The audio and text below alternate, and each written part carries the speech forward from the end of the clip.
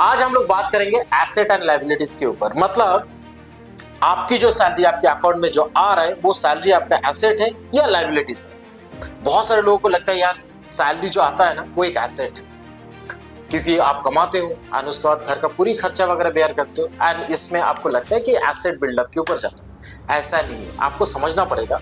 जैसे let's take an example, आपका जो अर्निंग सोर्स है ओनली वन सिंगल सोर्स है, दैट इज सैलरी। अब वो पैसा आया, आने के बाद आपने घर का रेंट पे कर दिया, आपकी इलेक्ट्रिसिटी बिल पे कर दिया, बच्चों को स्कूल का फीस पे कर दिया। अब नाउ ये सारी चीज तो आपने कर दिया, घर का ग्रोसरीज वगैरह लेके आए, हर महीने के एंड में जाके कोई भी पैसा आपके पास बचता नहीं है। तो अगर मैं बोलूँ इस तरह का अगर आपका अर्निंग एंड उसके बाद एक्सपेंसेस का पैटर्न चल रहा है, it becomes like your liabilities, nothing more than that. Now दूसरी कैटेगरी कुछ एम्प्लॉयज होते हैं जिनकी अर्निंग सोर्स मल्टीपल प्लेटफॉर्म से आते हैं। एज लाइक सैलरीड होते हैं, सैलरी से तो आता ही है, उसके बाद कुछ रेंटल प्रॉपर्टीज वगैरह हो सकता है, कुछ शेयर मार्केट में इन्वेस्टमेंट किया वहां से भी पैसा आता है। जैसे इनके पास पैसा आता नहीं, ये लोग क्या करते हैं, इमीडिएटली दो अकाउंट को उसको डिवाइड कर देते हैं। दो अकाउंट, पहला अकाउंट रखता है वो है एसेट बिल्डअप का, दूसरा होता है लायबिलिटीज का। सबसे पहले इनका जो पैसा होता है ना वो चला जाता है एसेट बिल्डअप मोड में।